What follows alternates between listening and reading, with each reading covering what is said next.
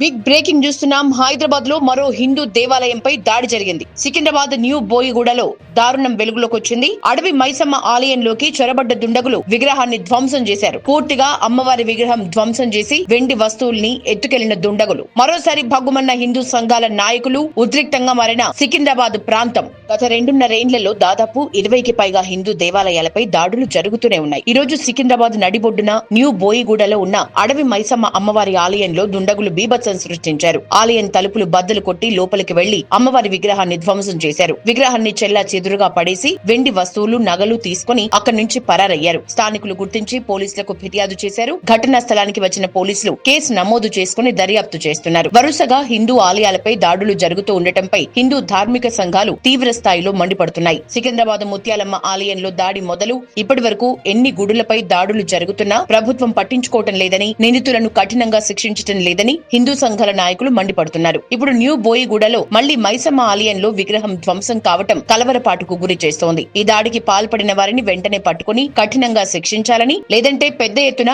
ఆందోళనలు చేస్తామని హెచ్చరిస్తున్నారు. మొత్తానికి తెలంగాణలో సికింద్రాబాద్ లో మళ్లీ హిందూ దేవాలయాలపై దాడి జరగటం ఆందోళన కలిగిస్తోంది.